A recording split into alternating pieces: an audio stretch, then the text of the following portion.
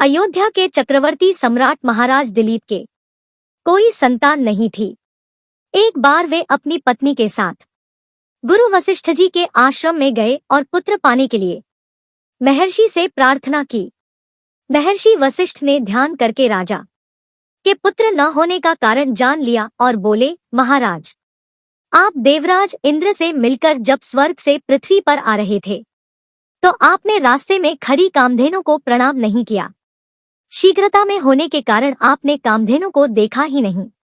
कामधेनु ने आपको शाप दे दिया है कि उनकी संतान की सेवा किए बिना आपको पुत्र नहीं होगा।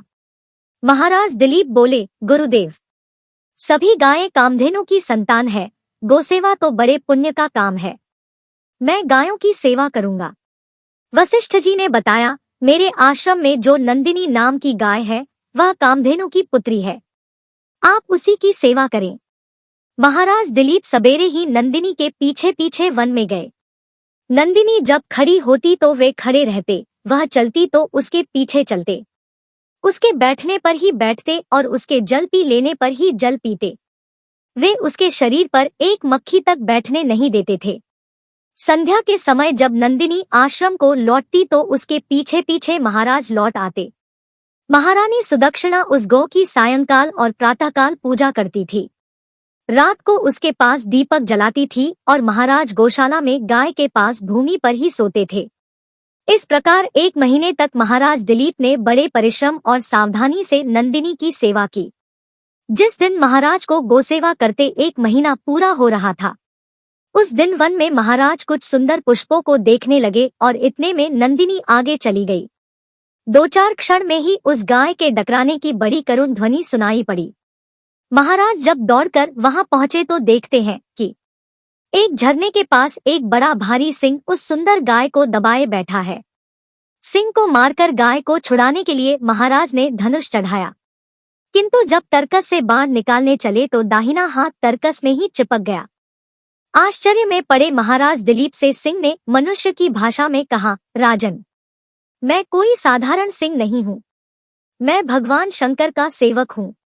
अब आप लौट जाइए। जिस काम के करने में अपना बस न चले उसे छोड़ देने में कोई दोष नहीं होता।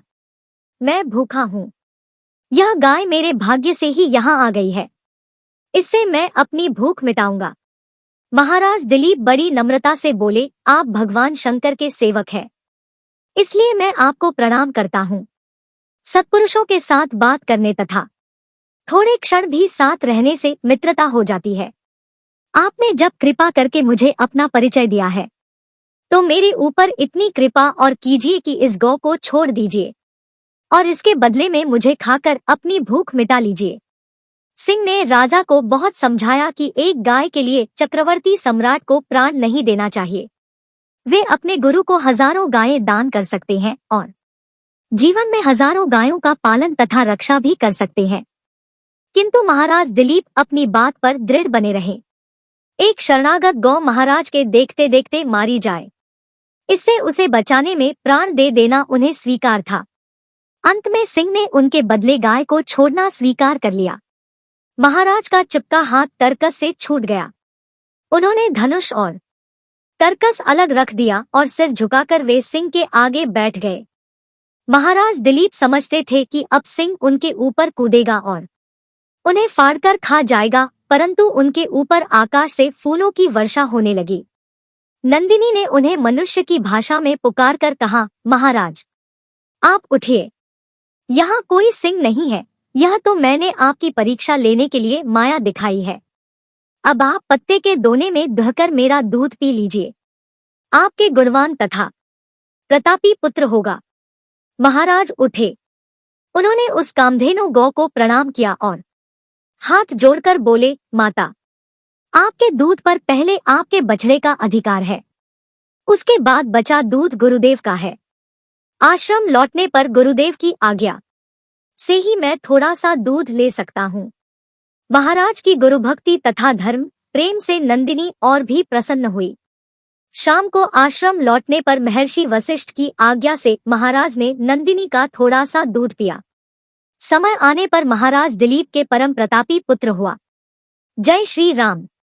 वीडियो को लाइक करने के लिए लाइक बटन पर क्लिक करें। हमारे चैनल को सब्सक्राइब करने के लिए सब्सक्राइब बटन दबाएं और बेल आइकन बटन को दबाकर ऑल पर सेट करें ताकि आने वाली वीडियो आपको तुरंत मिलती रहे। धन्यवाद।